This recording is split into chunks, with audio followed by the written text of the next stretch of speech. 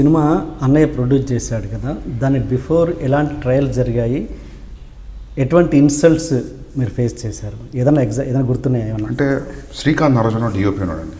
శ్రీకాంత్ నారాయణ రామ్ గోపాల్ వర్మ గారి D first film అతనిది as a DOP. నాకు మంచి ఫ్రెండ్. ఇంకంటే నాకు తెలిసి నా తర్వాత అంత డీటెయిలింగ్గా కథ ఎవరికైనా తెలుసు అంటే ఆయనకు మా అన్నయ్యకే.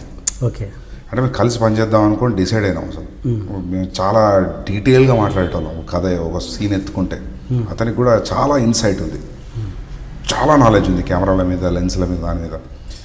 అయితే ఆయన నాకు హెల్ప్ చేసేవాడు వాళ్ళకి వీళ్ళకి చెప్పి కలిపేయడం కోసం. ఎందుకంటే నాకు అసలు కాంటాక్ట్స్ అనేటివి లేవు, నాకు జీరో కాంటాక్ట్స్. సో అతను ఏమైందంటే అతనే చేయాల్సింది, కానీ ఏమైందంటే అతను కొన్ని ఇంటర్నేషనల్ ప్రాజెక్ట్స్, క్రాస్ ఓవర్ ఫిల్మ్స్లో బిజీ అయిపోయాడు. And there is big money involved. ఇక మన ప్రొడక్షన్లో తక్కువ రెమ్యునరేషన్కి ఆయన మళ్ళీ లాక్కొచ్చి నాకు ఇష్టం లేక I side like Srikanth you be busy, మనం మళ్ళీ చూద్దాం, ప్రస్తుతానికి ఇట్లా వెళ్ళిపోతా అని. సో ఒకటి ఏమైందంటే ఆయన చాలామందిని కల్పించాడు ప్రొడ్యూసర్స్ని. ఒకసారి నా కార్ పంచర్ అయింది. శ్రీకాంత్కి నా మీద ఫీలింగ్ ఏంటంటే ప్రపంచంలో ఎవడన్నా లేజీ ఫెలో ఉన్నాడు ఆఫ్టర్ బిగ్ లెబోస్కి అంటే ఈ సందీప్ గడి అనే ఫీలింగ్ అయింది. ఆయనే బోరబొండ నుంచి అత్తాపూర్ వచ్చి నన్ను పిక్ చేసుకొని ఓ ప్రొడ్యూసర్ ఉన్నాడు అని చెప్పి కెఫే మెలాన్స్కి తీసుకొచ్చాడు. ఓకే, ఓ ప్రొడ్యూసర్ నీకు అదే అంటాడు, అతని దగ్గర డబ్బులు ఉన్నాయి, పెడతాడు, నీ గురించి చెప్పినా, నీ సినాప్సిస్ పంపినా, ఈజ్ ఎక్సైటెడ్ అని. పెద్ద ప్రొడ్యూసరా? He makes decent films. I don't want to take his like don't. So మేము కెఫే మెలాన్స్కి అలా ఎంటర్ అయ్యాం. ఆయన హడావిడిగా వెళ్తున్నాడు. వెళ్తుంటే డూడ్ అని చెప్పి పిలిస్తే అతను చెప్పాడు, డైరెక్టర్ వచ్చాడు, కథ కోసం రమ్మన్నావు కదా, ఎవరైనా టైం కదా అంటే, ఏ లిసన్ నాకు అర్జెంట్ ఒక కాల్ వచ్చింది, హ్యావ్ టు గో అని. ఇప్పుడు డైరెక్టర్ వచ్చిండు, నువ్వు ఎటు వెళ్తున్నావు అంటే, లేదు నాకు అర్జెంట్ ఉంది వెళ్తున్నా అంటే, మనోడికి అసలు పిచ్చ కోపం వచ్చింది. బ్రదర్ ఒకసారి రా అన్నాడు. అంటే నేను పక్కన ఉన్నా, నేను చూస్తున్నా ఏం చేస్తాడు. నాకు తెలుసు శ్రీకాంత్ ఆ రోజు మేము ఇద్దరం కొంచెం షార్ట్ టెంపర్గా వేసి, నాకు మనోడు ఏం చేస్తాడు అనుకున్నాం. వస్తే భుజం ఇచ్చేసి ఇలా కిందికి అన్నాడు విండో దగ్గరికి, గుర్తుపెట్టుకో సందీప్ రెడ్డి వంగ పో అంటే. డూడ్ నేను అలా కాదు, నాకు పని వెళ్ళు. నా శ్రీకాంత్ నాకు అసలే ఎవడో తెలియదు, తెలిసిన దగ్గర నన్ను బ్యాడ్ చేస్తాడు. ఏం కాదు భయ్, నీ స్టోరీ ఎట్లుంది అమ్మ, వీళ్ళు వినపోతే అది ఇంకోళ్ళు దొరుకుతారు, వెయిట్ చేద్దాం. సో ఒక సాలిడ్ మోరల్ సపోర్ట్ శ్రీకాంత్ ఆ రోజు నాకు, గుడ్ ఫ్రెండ్. మేమిద్దరం కూర్చున్నామంటే ఇక అది విండోలు తెల్లగైపోతాయి, అంటే తెల్లారుతుంది. సినిమా గురించి మాట్లాడుకొని ఒక సీన్ దగ్గర పాజ్ పెట్టి దాని గురించి మాట్లాడుతుంటే అది తెల్లారిన రోజులు ఉన్నాయి, మార్నింగ్ అయిపోయిన రోజులు.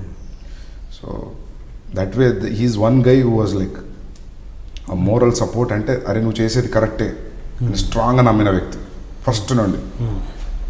సో నెక్స్ట్ సినిమాకి Srikanth camera? Yeah, why not, definitely. But ఆయన ఇంటర్నేషనల్ ప్రాజెక్ట్లో దిస్ బిగ్ మనీ ఇన్వాల్వ్డ్.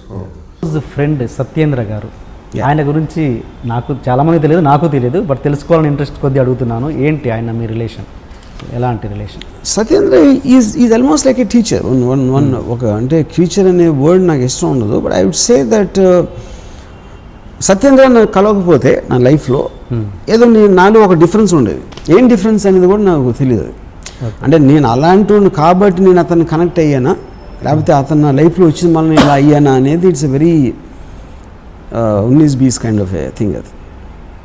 ఎందుకంటే ఇప్పుడు నాకు సత్యేంద్ర కాలేజ్లో చెప్పింది ఒక్కొక్కసారి 30 ఏళ్ళ తర్వాత గుర్తొస్తుంది ఇప్పుడు మళ్ళీ అని. ఇప్పుడు అర్థం అవుతుంది కదా, అది చెప్పింది అప్పుడు నాకు గుర్తుండిపోయింది, కానీ ఐ డోంట్ అండర్స్టాండ్. సడన్గా నాకు ఇప్పుడు వెలుగుతుంది బల్బ్. ఓకే, యూనో, అంటే is the most intelligent man ever met in my life. నేను మెట్ అంటే ఐఎమ్ ఇంక్లూడింగ్ నేను చదివిన పుస్తకాలు కానీ నేను విన్న వ్యక్తుల గురించి, వాళ్ళందరికన్నా is a superior person, you know. So తను మాట్లాడే లాజిక్, తనకున్న రేషనల్ థింకింగ్, తనకున్న నాలెడ్జ్, ఇంక్లూడింగ్ సినిమా, అలాంటి మనిషి నేను ఎప్పుడు చూడలేదు. సో ఆటోమేటిక్గా నేను నేను అసలు ఎవరికి ఇంటిమిడేట్ అవ్వను. I always intimidate people. But Satyendra దగ్గర నాకు ఒక ఇది ఉండేది, అంటే ఒక ఆల్మోస్ట్ ఒక ప్రెషర్ ఫీల్ అయ్యాను. అంటే తను ఇంప్రెస్ చేయాలి, లేకపోతే నేను అంటే తను ఏమన్నా అనుకుంటాడా అంటే నన్ను ఎదవనుకుంటాడా ఇలా చెప్తే అని, అంటే కంటిన్యూస్గా తన ఎండార్స్మెంట్ కోసం ట్రై చేసేవాడిని. తనతో ఉన్న పరిచయం ఉన్నాను. అప్పుడు అంత ఇంటిమిడేషను నా లైఫ్లో ఎప్పుడు ఎవరితో ఫీల్ అవ్వలేను. ఇప్పటికీ టచ్లో ఉంటారా మీరు? Very rare.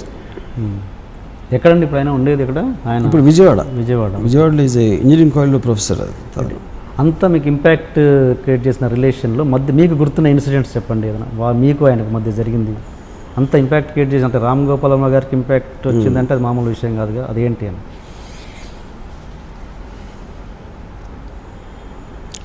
ఒకరోజు నేను విజయవాడలో ఊర్వశి థియేటర్ పాపియాన్ సినిమా ఇవ్వడం వెళ్ళాం ఎదరం. Satyendra already popular. ఇది కాలేజ్లో ఈ వాజ్ చాలా ఎక్స్ట్రాడినరీ ఇంటెలిజెంట్ అనేది లెక్చరర్స్లో కానీ స్టాఫ్లో కానీ ఉండేది, ఆ రెప్యుటేషన్ ఉండేది. దాని క్లాస్లో కూడా ఎలా చేస్తాడంటే టూత్పేస్ట్ జైలు పెట్టిన వచ్చాడు. అంటే టూత్పేస్ట్ కదా, టూత్ బ్రష్.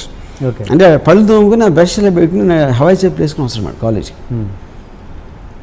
వచ్చి ఆ లాస్ట్ బెంచ్లో కూర్చుని ఆ పక్కన దగ్గర ఒక పేపర్ చింపుతాడు మేడం. పేపర్ చింపి అదే నోట్బుక్ ఆడు పెన్ నోట్ తీసి ఆ లెక్చరర్ చెప్తా ఉంటే మధ్యలో ఒక క్వశ్చన్ వేస్తాడు ఆ సబ్జెక్ట్ గురించి వేసాడు. ఆ లెక్చరర్ టెన్షన్ వచ్చేసి అసలు వాళ్ళకి. యూనో క్లాస్ మధ్యలో ఒకసారి లీగ్స్ వెళ్ళిపోతున్నాడు. ఏంటి ఎక్కడికి వెళ్తున్నావు అంటే నేను చెప్పేది అర్థమైపోయిందని వెళ్ళిపోయాడు. అండ్ ఆయన ఇప్పుడు వీళ్ళందరికీ నువ్వు అర్థం చేసి చెప్పి ఆ టైం నేను వేస్ట్ చేయనని చెప్పి వెళ్ళిపోయాడు. ఇలాంటి ఇన్సిడెంట్లు చాలా జరిగింది సత్యేంద్రతో. ఒకరోజు ఊర్వశి థియేటర్లో పాపియాన్ అని సినిమా ఇవ్వడం వెళ్ళాం. అంటే ఈ ఇంటర్వెల్లో ప్రిన్సిపల్ గారు కలిసారు, కాలేజ్ ప్రిన్సిపల్. ఇంటర్వెల్లో కాలేజ్ ప్రిన్సిపల్ ఆయన కూడా వచ్చి సినిమా ఇవ్వడానికి మా కాలేజ్ ప్రిన్సిపల్. అప్పుడు మా ఎగ్జామ్స్ జరుగుతున్నాయి. ఏంటి ఎగ్జామ్స్ పెట్టుకుని ఏంటి ఎక్కడ ఎలా వచ్చారో అని అడిగారు. అంటే అది సత్యేంద్ర తెలుసు ఆయనకి because of his reputation and all that. And Satyendra side కాలేజ్లో మీ కాలేజ్ చదువులు కన్నా దీంట్లో నేర్చుకోవాల్సింది ఎక్కువ నేను 7వ వస్తున్నా. ఇక నాకేం అనిపించలేదే అంత ఇందులో అన్నారు. మీకు అనిపించిందేదో నాకు అనిపించింది. సో ఆ కనిపించి మీకు ఏదో కనిపించినప్పుడు 7 సార్లు చూడాల్సిన అవసరం ఏంటన్న మా principal. Why you fuck your wife every day అన్నాడు. So the point is, and you will say it with such intensity, మీకు ఇంటిమిడేట్ అయిపోతుంది. You won't even take it as an offence. You know అంటే ఈడు సత్యేంద్ర టైంలో నాకు తెలిసి ఒక 20 years ఉంటాడు ఏజ్, మేబీ 19. అండ్ మా ప్రిన్సిపల్ గారికి ఒక 50 ఏళ్ళు ఉంటాయి. ఇంకొక స్టూడెంట్ నేను తెలియదు ఆయనకి, మా ప్రిన్సిపల్ గారికి. నేనేదో సత్యేంద్ర ఫ్రెండ్ పక్కన I'm just anger on. Why do fuck your wife every day అని అడిగి చూస్తున్నాడు మహా. ఆయన అలా వెళ్ళిపోయారు తిరిగి. తర్వాత 5-6 years అయిన తర్వాత ఆయన రిటైర్ అయిపోయి 10 years తర్వాత నేను మరువలేని ఒక విద్యార్థి అని సత్యేంద్ర మీద ఒక వ్యాసం రాశారు ఆయన, ఒక బుక్ కోసం. అంత ట్రెమెండస్ ఇంపాక్ట్ క్రియేట్ చేశాడు తను. సో అలాగే నాకు ఎంత ఇన్ఫ్లుయెన్స్ ఉందంటే సత్యేంద్ర నుంచి నేను ఒక్కొక్కసారి నేను ఫ్రెండ్స్తోనో లేకపోతే ఎవరితో కూర్చుని మేబీ ఒక 9:30కి స్టార్ట్ చేసి 3:30 వరకు మాట్లాడింది సత్యేంద్ర గురించి. తనకి నాకు ఉన్న అనుభవాలు కానీ తనకున్న అంటే ఇప్పుడు ఏంటి తన ఏజ్ ఆఫ్ అంటే నాకు 2 years జూనియర్ అతను. నేను ఇంజనీరింగ్ కాలేజ్ 3rd yearలో ఉన్నప్పుడు తను ఫస్ట్ ఇయర్ జాయిన్ అయ్యాడు. అంటే నాకు తెలిసి మ్యాక్సిమం 17-18 ఉంటుంది ఏజ్ అప్పుడు సత్యేంద్ర. 17-18 ఏజ్లో already Friedrich Nietzsche, Ayn Rand, Arthur Schopenhauer, Descartes మొత్తం బుక్స్ అని చదివేశాడు. ఇంగ్లీష్ నాలెడ్జ్ తనకి ఆ టైంలో ఉన్నది ఇన్ని సంవత్సరాల తర్వాత నేను ఇంతవరకు ఎవరిని చూడలేదు. చాలామంది నా ఇంగ్లీష్ గొప్పగా అనుకుంటారు. నేను సత్యేంద్ర ఉండి ఇంగ్లీష్ మాట్లాడలేను, నాకు భయం వేస్తుంది అర్థం మాట్లాడటం. ఎందుకంటే నాకు తెలుసు కాబట్టి నా నాలెడ్జ్ కొన్ని లిమిటేషన్.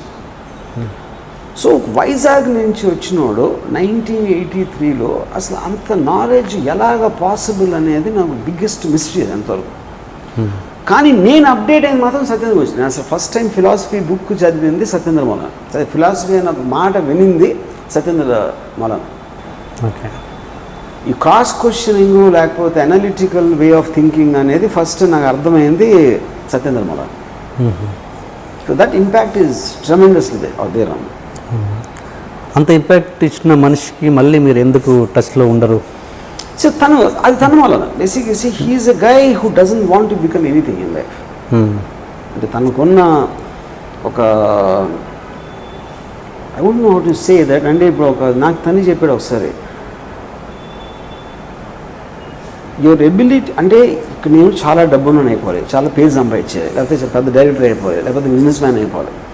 ఇలాంటిది ఏది మీకు ఒక అంబిషన్ అనేది లేదనుకోండి, మీకు ఎంత ఇంటెలిజెన్స్ ఎక్కడ ఉన్నా you will just be by yourself. That is what Satyendra is. తనకి అంబిషన్ లేదు. అంటే మనం ఏంటంటే అంబిషన్ తోటే మనం సక్సెస్ మెజర్ చేస్తాం. మీరు ఏం అవ్వాలనుకుంటున్నారు, మీ క్లారిటీ ఉన్నప్పుడు మీరు ఎంత ఎదిగారు అనే దాని మీద మీ మెజర్మెంట్ ఉంటుంది. ఏం అవ్వాలనుకుంటున్నారు అని మీకు ఇంటెన్షన్ లేనప్పుడు he probably is very happy just reading a book or writing a book. Okay. You know. Okay. మీరు ఇంత మీ గురించి తన గురించి మీరు ఇంత గొప్పగా అనుకుంటున్నారన్న విషయం తనకి రీచ్ అయిందండి? తను పట్టించుకోండి. తను I Okay. Don't know, I'm sure he knows. ఎందుకంటే నేను తన గురించి ఒక నా ఇష్టం బుక్లో ఒక ఆర్టికల్ రాయటం జరిగింది. అండ్ చాలాసార్లు ఇంటర్వ్యూలు కూడా చెప్తాను సత్యేంద్ర నా మీద ఉన్న సత్యేంద్ర ఇన్ఫ్లుయెన్స్ గురించి. అంటే ఈ నోస్ ఇట్ లైక్ ఇన్ఫర్మేషన్ ఎంత నేను ఫీల్ అవ్వదు. ఎందుకంటే తను అబ్సల్యూట్లీ ఎమోషన్స్కి అసలు ఈజ్ బియాండ్ ఎమోషన్స్. రాముకు నేను చాలా ఇష్టం, నేనంటే చాలా గౌరవం, అట్లాంటి స్టూపిడిటీస్ తనకి యూ వోంట్ రియాక్ట్ దట్. ఒక ఇన్ఫర్మేషన్ లాగా ఎవడో రాము నా క్లాస్మేట్, అప్పుడు మేము ఇద్దరం కలిసి ఉండేవాడు, అది ఫీల్ అవుతున్నాడు ఒక ఇన్ఫర్మేషన్ లాగా ఉంటుంది. కానీ ఇప్పుడు నేను ఆలోచించినంత, నేను మాట్లాడినంత సత్యేంద్ర నా గురించి దాంట్లో 1% కూడా మాట్లాడే అది మాత్రం ఐఎమ్ వెరీ షూర్. ఎందుకంటే I'm a topic of not interest, no interest ఆయనకి. అలాగే మీరు ఇప్పుడు మీకు అదే వచ్చిందిగా, మీ ఆ ఇంపాక్ట్ మీ మీద కూడా అదే పడిందిగా. ఇప్పుడు మీరు అన్నట్టు ఎలాగా మీరన్న పర్సన్స్ గుర్తు వాళ్ళు నాకు గుర్తులేరు అన్నారుగా, అలాగే అది ఆబ్వియస్లీ కదా. అదే అంటే ఇప్పుడు నాకు నేను తన మీద ఇంపాక్ట్ క్రియేట్ చేయాలి, అందుకని నేను గుర్తున్నాను దాన్ని. అదే అదే బట్ తను చేసాడు కాబట్టి నాకు ఉంటాడు. That simple that. తన గురించి అంటే నాకు తెలియదు. తను ఏంటంటే ఫ్యామిలీ పర్సనా, ఇప్పుడు ఏంటి పెళ్లి చేసుకోలేదు. ఇంత మీరంత ఇంపార్టెన్స్ ఇచ్చే సత్యేంద్ర గారు ఆయన మీ గురించి ఏమనుకుని ఉంటారు బహుశా? మెయిన్ పాయింట్ ఏంటంటే ఇప్పుడు ఎప్పుడైనా మీరు ఒక వ్యక్తికి ఇంపార్టెన్స్ ఇచ్చేదానికి ముఖ్య కారణం ఆ వ్యక్తి మీ మీద క్రియేట్ చేసిన ఒక ఇంపాక్ట్. దాని మూలాన మీరు గుర్తుండిపోతారు, ఒక మనిషి గుర్తుండిపోతారు మీకు. సత్యేంద్ర నా మీద చేశాడు కానీ నేను సత్యేంద్ర మీద చేయలే. సత్యేంద్ర నా గురించి గొప్పగా చెప్పడానికి నేను చెప్పిన ఒక తెలివైన మాట, లేకపోతే ఒక బుక్కో, లేకపోతే వాడికి ఒక బతికే లైఫ్ స్టైల్ గురించి ఎక్స్ప్లెయిన్ చేయడానికి నేను ఎప్పుడు చేయలేదు. నేను విన్నా. అది ఎలా ఉంటుందంటే ఇప్పుడు అందుకని సత్యేంద్రకి నేను ఇప్పుడేంటి రామ్ గోపాల్ వర్మ అనే మనిషి సత్యేంద్ర కన్నా పబ్లిక్ పర్సెప్షన్లో ఎక్కువ పాపులర్ కాబట్టి సత్యేంద్ర ఎందుకు పట్టించుకోవడం మీకు అనిపిస్తుంది. కానీ సత్యేంద్ర నా పాపులారిటీని పట్టించుకోడు, ఎవరి పాపులారిటీని పట్టించుకోడు.